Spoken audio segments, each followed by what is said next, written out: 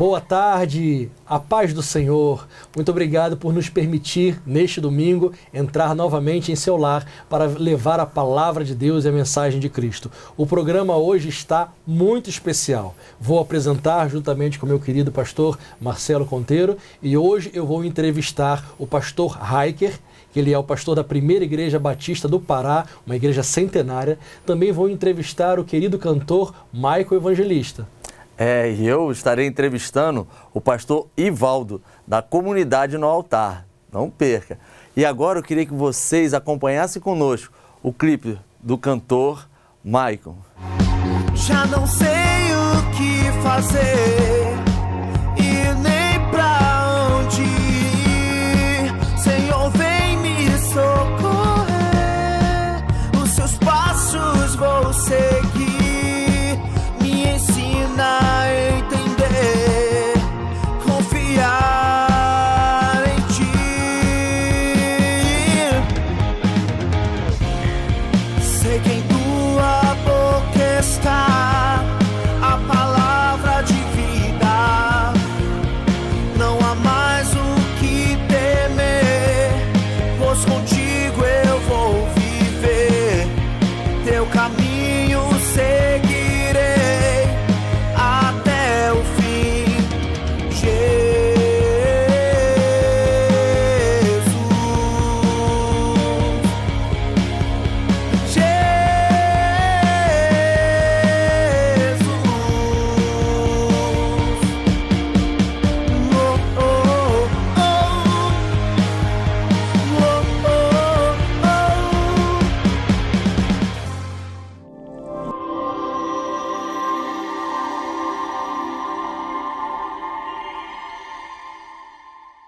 Estamos aqui com o nosso querido amigo Maico Evangelista, cantor e ministro de louvor. É uma grande honra e uma alegria para nós receber você, meu querido. Amém, pastor. Para mim é uma grande alegria estar aqui participando do programa Vida com Deus. Hoje é uma bênção para mim estar aqui com vocês. Bênção, vocês já assistiram um trechinho do clipe do Maico, viram que bênção que é esse ministro de louvor. E Maico, como é que começou? Como é que começou o ministério de louvor na sua vida? Bom, pastor, eu comecei aos 10 anos, né, quando eu aceitei Jesus na Igreja do Evangelho Quadrangular, através da vida do meu pai, quando ele aceitou Jesus. Posteriormente eu vi aceitar Jesus também e desenvolvi um trabalho bem rápido ali na área da flauta, querendo ou não, foi muito intuitivo, aprendi de forma intuitiva. Apesar do meu pai vir da vida musical, eu não tive aquela iniciação de música, foi muito intuitivo. Posteriormente já comecei a tocar violão, por influência do meu irmão mais novo, o Antônio Neto. E posteriormente fui seguindo, aprendendo a tocar guitarra, acabei indo para a escola de música e conhecendo outras pessoas do meio. E, de certa forma, comecei ali na igreja o trabalho todo voltado para a técnica, para o trabalho do instrumento mesmo. E posteriormente, meio a uma viagem, acabei descobrindo esse lado ministerial, de se envolver com o trabalho de Deus, com as coisas da igreja, conhecer algumas comunidades e ver que Deus ele tinha algo muito grande ali, além da música, além de só tocar bem um instrumento. É outra conversa, né? E é isso. Eu fico feliz em ouvir você falar, Maico, porque eu vejo que muitas pessoas começam na igreja e se desenvolvem, mas chega uma hora que parece que a igreja não satisfaz mais e some da casa do Senhor. Você não, pelo contrário. Você mergulhou ainda mais, né? Tudo aquilo que você aprendeu na casa do Senhor, hoje você tem usado para louvor dele dentro da igreja, né? Como está seu ministério hoje? O que Deus tem assim, te direcionado a fazer hoje? Atualmente eu faço parte do ministério do Templo Central, né? Que é a Igreja Mãe da Assembleia de Deus. Atualmente também tenho feito um trabalho direcionado na Igreja do Evangelho Quadrangular, na nova Catedral da Família. E Deus ele me direcionou para esse caminho de devocionista, né? Sempre falo de devocionista. E assim tem sido uma bênção para mim poder cooperar com o trabalho de Deus, fazer o trabalho crescer, né? Com a graça de Deus, graça e misericórdia de Deus, e mostrar para as pessoas que não é só tocar, né? A gente sempre pensa nisso, que não é só tocar bem o instrumento, isso é a nossa obrigação, sempre costumo falar isso, mas além de tudo isso a gente precisa sempre manter o nosso foco direcionado nas coisas de Deus. E assim eu creio que as outras coisas vão ser só consequência desse trabalho. Michael, eu quero agradecer então a sua participação. Muito obrigado por ter vindo ao nosso programa. Certamente o seu ministério e o seu testemunho vai abençoar a vida de diversos jovens, irmãos e irmãs que estão vendo. Amém.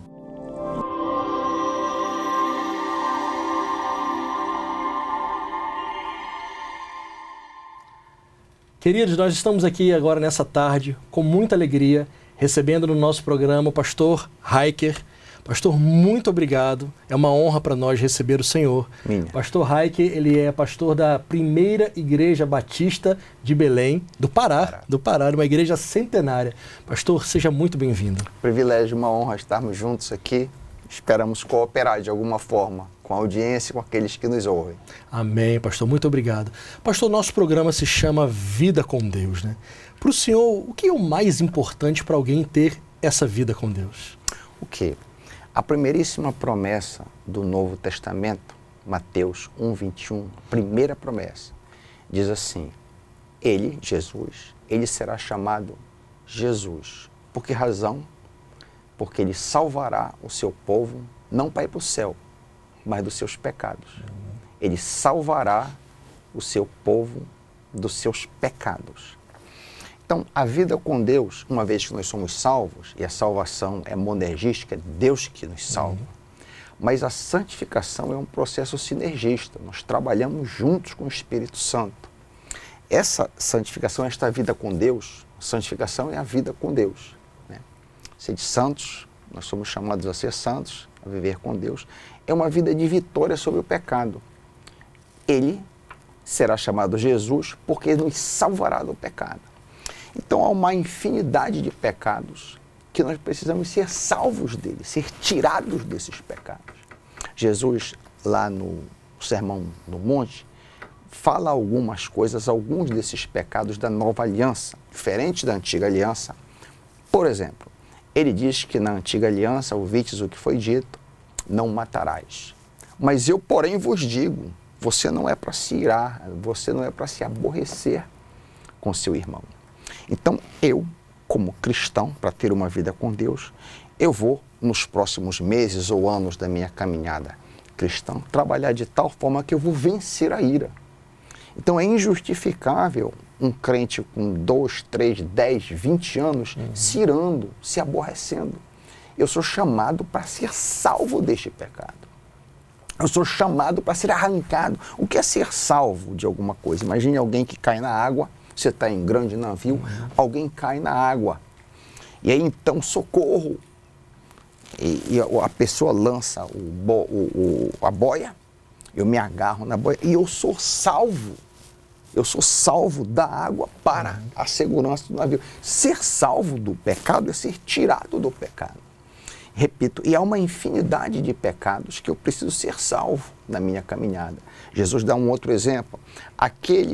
Ouvistes o que foi dito, não adulterarás.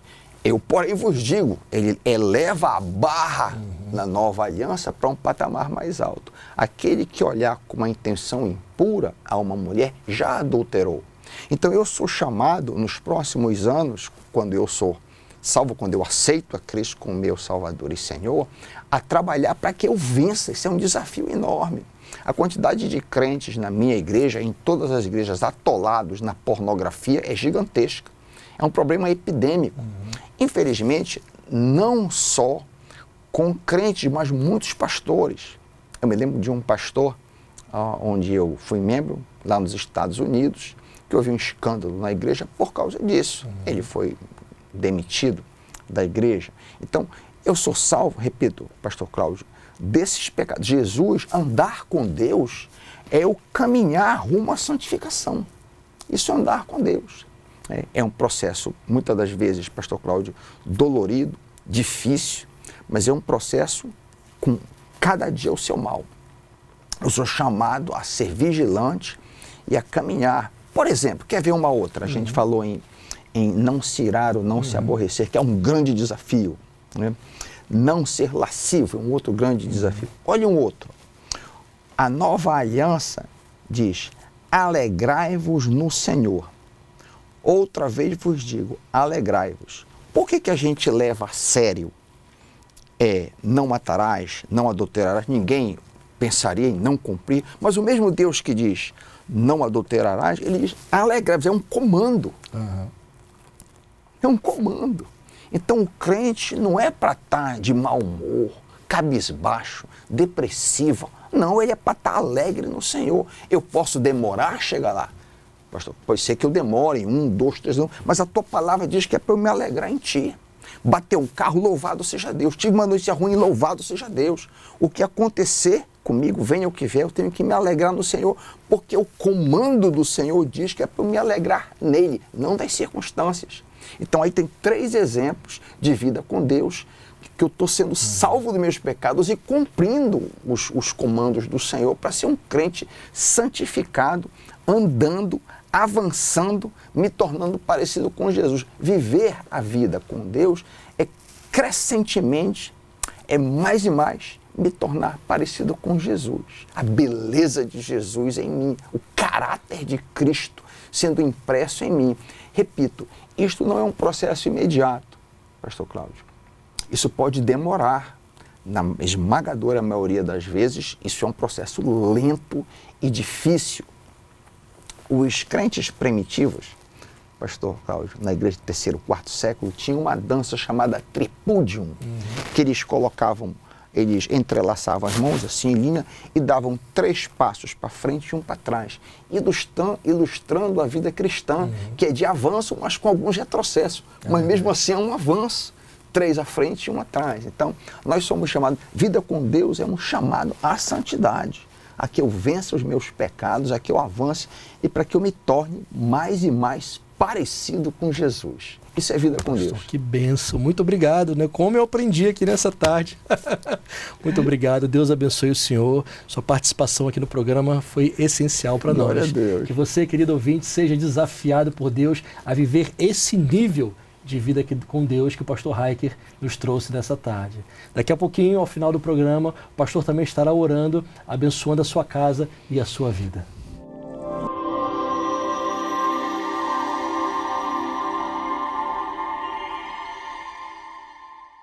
Gostaria de compartilhar com você uma palavra sobre recomeço.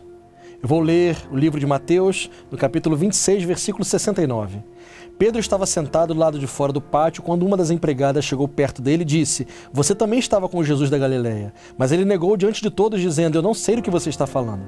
Depois foi para a entrada do pátio. Outra empregada o viu e disse às pessoas que estavam ali: "Ele estava com Jesus de Nazaré." Pedro negou outra vez, respondendo: "Eu juro que não conheço esse homem." Pouco tempo depois, os que estavam ali chegaram perto de Pedro e disseram: "O seu modo de falar mostra que de fato você também é um deles." Então Pedro disse: "Juro que não conheço esse homem, que Deus me castigue se não estiver dizendo a verdade." Naquele mesmo instante, o galo cantou. E Pedro lembrou que Jesus lhe tinha dito: "Antes que o galo cante, você dirá 3 vezes que não me conhece." Então Pedro saiu dali e chorou amargamente. Quem não conhece Pedro, talvez o defina por esse momento trágico em sua vida, o momento em que ele negou o Senhor Jesus. Mas nós que o conhecemos, certamente não o definimos por esse momento. Eu queria que você fizesse o exercício junto comigo de lembrar coisas maravilhosas que Pedro fez antes desse dia. Ele talvez era um microempresário ali da pesca, trabalhava junto com Tiago e João. Quando Jesus passa por ele e diz: "Abra mão de tudo, deixe de pescar peixe e venha comigo pescar gente, pescar pessoas."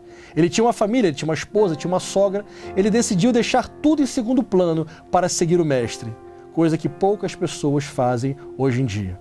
Pedro era alguém que por onde Jesus andava, lá estava ele. Ele estava disposto a matar e morrer por Jesus. Inclusive, quando foram pegar Jesus ali no jardim de Getsemane, ele sacou a espada, tentou matar para defender Jesus, talvez para se defender, acerta a orelha do Malco. Jesus vai lá, cura o soldado Malco. Ele estava disposto a fazer qualquer coisa por Jesus. Na sua mente, ele estava disposto a morrer pelo Senhor.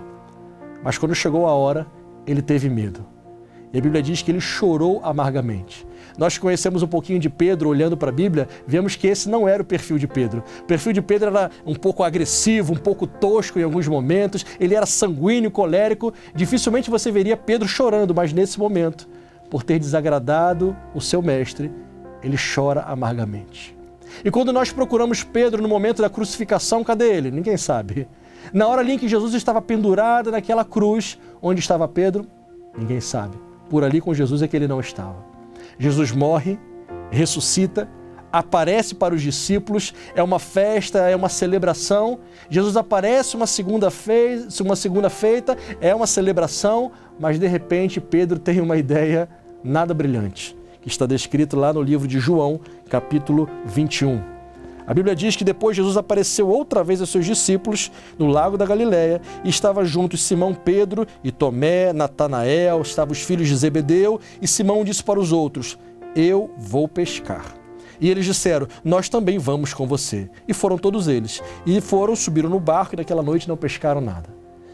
Pedro, que já tinha visto o Senhor ressuscitado por 2 vezes, talvez ainda não tinha se perdoado por completo. Porque em vez de ir pescar gente, ele voltou a ser o pescador de peixes, de onde Jesus o tirou.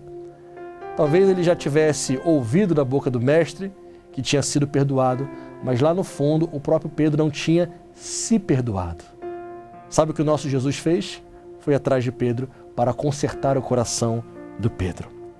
A Bíblia diz que de manhã, quando começava a clarear o dia, Jesus estava na praia, mas eles não sabiam que era ele. Então Jesus perguntou: vocês pescaram alguma coisa? Eles disseram: nada. Joguem a rede do outro lado do barco e vocês vão achar peixe. Eles jogaram a rede logo depois e não conseguiam puxá-la porque tinha muitos peixes. E o discípulo a quem Jesus amava disse: Pedro, é o Senhor Jesus. E quando Pedro ouviu dizer que era o Senhor, vestiu a capa, pulou e foi nadando até a praia. Então Jesus perguntou para Pedro: Pedro, filho de João, você me ama mais do que esses outros? Senhor, tu sabes que eu te amo. Então tome conta das minhas ovelhas. Jesus perguntou pela segunda vez: Pedro, Simão, filho de João, você me ama? Ele disse: o Senhor sabe que eu te amo, Senhor. Então Jesus respondeu: tome conta das minhas ovelhas. E pela terceira vez: Simão, você me ama? Pedro ficou triste por ter perguntado 3 vezes e respondeu: o Senhor sabe de tudo e sabe que eu te amo. Talvez nós queiramos saber por que o Senhor Jesus fez aquela pergunta 3 vezes. Penso eu que para que Pedro pudesse ter a oportunidade de sobrepor as suas 3 negações. Já que ele negou Jesus 3 vezes, agora ele teve a oportunidade de declarar o seu amor por Jesus também 3 vezes. Era Jesus consertando o coração de Pedro. Era Jesus reconectando o coração de Pedro ao coração do Senhor Jesus. E a partir daquele momento, Pedro voltou a ser o que ele era lá no início, um homem impetuoso, um homem que trabalhava na obra do Senhor. Se olharmos para Atos capítulo 2, nós vamos ver um Pedro pregando para 3.000 pessoas e elas se convertendo, sendo batizadas. Nós vamos olhar mais para frente, por onde Pedro passava, a sua sombra curava as pessoas. Nós vamos ver um Pedro que disse para aquele aleijado na porta do templo: eu não tenho prata nem ouro, mas o que eu tenho eu te dou, em nome de Jesus o Nazareno, levanta-te e anda. Nós vemos agora um Pedro cheio do Espírito Santo. Jesus viu esse Pedro lá na frente. Onde eu quero chegar com tudo isso? Eu quero dizer para você que você não é aquele momento que você falhou. A sua vida não se resume naquele dia em que você entristeceu alguém da sua família ou entristeceu a Cristo. Não, você é muito mais do que isso. Olhe para tudo que Deus fez na sua vida, olhe pelo todo o tempo que você anda servindo o Senhor. Não resuma a sua vida em um dia ou em algum momento em que você esteve distante do Senhor. E também não faça isso com as pessoas. Não resuma as pessoas pelos seus piores momentos, porque os piores momentos todos nós temos. Somos seres humanos, somos falhos. Olhe para tudo que Deus pode fazer, para que aquilo que Deus já fez na sua vida e na vida de alguém.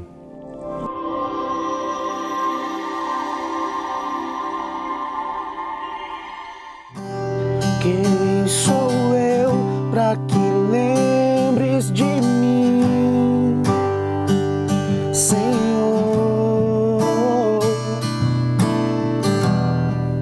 E ainda assim a tua mão me alcançou. Não há como negar o seu amor. Mesmo que eu esteja no vale, mesmo que minhas forças acabem, confiarei em ti, não temerei o que há de vir. Mesmo que eu esteja no vale, mesmo que minhas forças acabem, confiarei em ti, não temerei.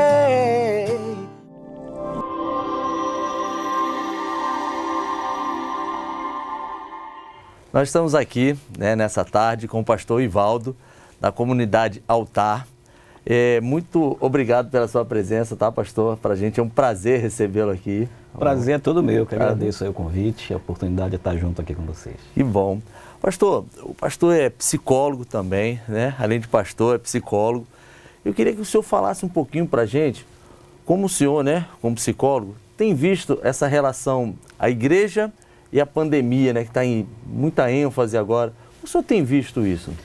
A gente sempre percebe o seguinte, que quando aparece algo que desafia a igreja, né, no sentido da sua postura como parte da sociedade também, porque a igreja ela não é só um corpo espiritual. Sim. Né? A igreja é, sim, o corpo de Cristo, ela tem o seu papel de transmitir o evangelho, de falar a respeito do relacionamento com Deus, mas ela também tem um papel muito importante na sociedade. Certo. Ou seja, ela não pode se omitir do que escondida, se esconder dos desafios que estão acontecendo. Certo. E nem pode encarar tudo apenas com um olhar espiritual. A igreja é, sim, essa entidade espiritual, né, porque ela é o corpo de Cristo, Sim. mas ela também funciona como um aferidor das situações que acontecem no nosso entorno. Então eu penso que a igreja, nesse momento da pandemia, ela foi impactada, né, como qualquer outro movimento no Brasil e no mundo, ela foi impactada em que sentido? Foi impactada porque teve que parar, na época do lockdown, teve que parar. E teve que ser desafiada no sentido de que resposta nós vamos dar. Porque se eu dou uma resposta como pastor, imagine eu como pastor, eu digo, não, Deus vai nos guardar, Deus vai cuidar de nós vamos orar, e esse local aqui vai estar guardado. E aí eu não me preocupo com a higienização do templo, com os cuidados, né, que são exigidos. Se eu faço isso, eu estou sendo irresponsável. Pode ser que eu esteja demonstrando uma atitude de fé, mas por outro lado eu posso estar sendo lido como alguém que está sendo irresponsável. Então, nesse momento, o que se exigiu da igreja foi esse equilíbrio. Né? Como é que eu posso, enfrentando uma pandemia, uma realidade, uma ameaça à saúde dos meus familiares, dos membros da minha igreja, mas como é que eu posso, olhando para isso, dar uma resposta equilibrada?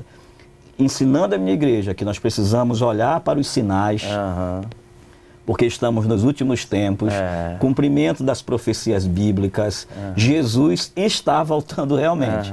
Então, ter esse olhar espiritual, continuar estimulando a fé do povo em crer, acreditar que Deus guarda, que Deus sustenta, que Deus nos cerca, que nós temos os recursos da fé, os recursos da oração, para lidar com qualquer ameaça nesse mundo.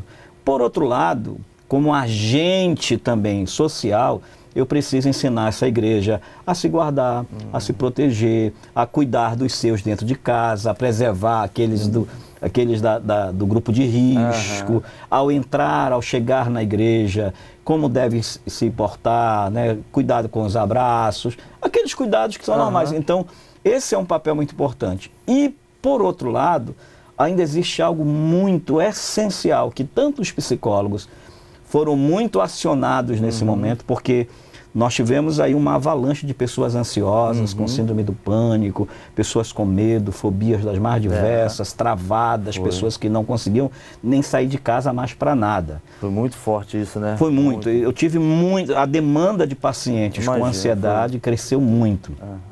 Por outro lado, o pastor também tem esse papel. Ele tem alguns recursos que o psicólogo não tem. Então, como é que a igreja pode, nesse momento que está todo mundo, de alguma forma, ameaçado, inseguro, as incertezas, como é que nesse momento eu vou tratar essa igreja? Eu vou ensinar essa igreja que essa minha ovelha, esse povo que está ali, é feito de seres humanos que têm alma, portanto, tem sentimentos, tem afetos, tem dores, tem adoecimentos, tem corpo, então tem todo o seu sistema fisiológico, biológico, neurológico, precisa cuidar disso. E tem o espírito, né, que precisa ser alimentado, fortalecido com a palavra, com o ensinamento, com o acolhimento pastoral. Muito bom. É assim, pastor, fica bem claro, né, que as nossas igrejas têm esse papel social, né? A gente não pode esquecer disso, né? Com Super certeza. Importante, né? E eu fico vendo assim, como se as pessoas É igual quando acontece um acidente e tem, por exemplo, um socorrista, né, um bombeiro, por exemplo, fardado. Todo mundo vai olhar para ele e esperar algo dele. Eu vejo que assim, o mundo esperou isso da igreja. É verdade. Né? Então eu acho muito importante essa fala que o senhor traz, da gente se preocupar com isso também, né? Muito legal. Agora tem uma outra coisa aqui que o pastor também, eu sei que além de psicólogo, também tem uma escola de adoradores, né, pastor? Queria que o senhor falasse um pouquinho dessa escola aí para o nosso público. A nossa escola de adoradores já é, graças a Deus, muito bem conhecida aqui no Norte, né? Nós completamos esse ano 19 anos de existência. Né? Nós somos uma escola de formação de ministros de adoração. Olha. Então lá nós ensinamos violão, guitarra, contrabaixo, bateria, teclado, violino, saxofone, flauta transversal, completo. E trabalhamos com a formação do ministro. Então, além da música, o aluno tem também as aulas de caráter cristão, vida no espírito, que é o ministro de adoração, o levita. Bem completo mesmo, né, pastor? Então, a formação mesmo, esse subsídio para que esse músico não seja... Não é só a música em si, né? Tem algo a mais. Exatamente. O músico não pode ser apenas um músico dentro da igreja. Ele é realmente um instrumento de Deus para abençoar a igreja, para ajudar o pastor na condução dos cultos, do rebanho, enfim. Poxa, lindo demais. Então, fala pra gente aí onde é essa escola, o pessoal que quiser ir lá, né? Como é que se matricula, como é que procura... Fala pra gente. Bom, nós estamos inclusive em campanha de matrícula com 50% de desconto até o final do mês agora de novembro. Então é só procurar a gente ali no Almirante Barroso, ao lado de uma concessionária de carros, ali fica entre a Timbó e a Vileta. É fácil, todo mundo já sabe esse endereço. Vá lá com a gente, vai conhecer. E neste mês especificamente, que é o mês do músico, nós estamos com 50% de desconto nas matrículas. Prezado cliente, aproveitem a nossa... Amor, nem precisa pensar. Leite, vai de Piracanjuba. Pode levar. É nutritivo e gostoso. Zero lactose. Olha a Piracanjuba aí. Leva que eu assino embaixo. Tá levando, vem cá comigo. Eita, que vai ter festa. Tá levando leite condensado? Aproveita e leva o creme de leite, porque essa dupla é um sucesso. Me empolguei. Pra minha família tem que ser Piracanjuba. Não tem igual.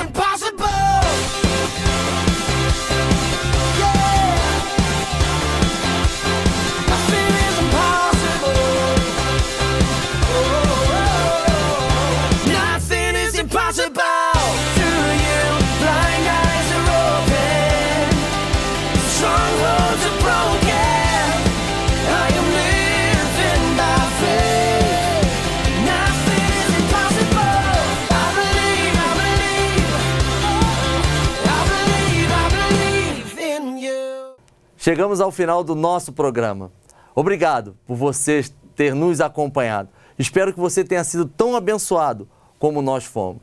Mas não esquece que você pode nos acompanhar também nas redes sociais.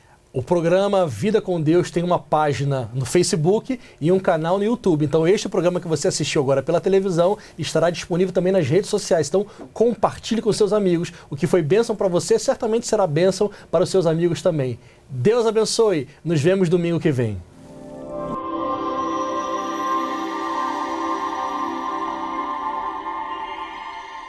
Vamos unir os nossos corações em oração, vamos orar. Te louvamos, te adoramos, te bendizemos, Papai Santo, Papai querido. Recebe o nosso louvor, recebe a nossa adoração neste dia, Papai. Também toca nos corações daquelas pessoas que estão conosco neste programa.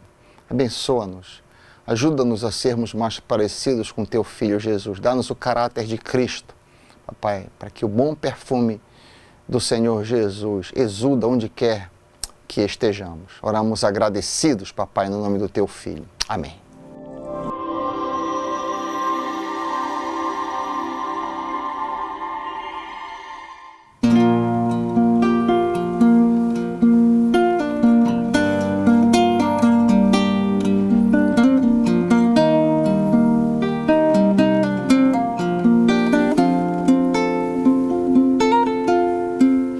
Quanto tempo você vai levar para compreender o quanto Deus ama você.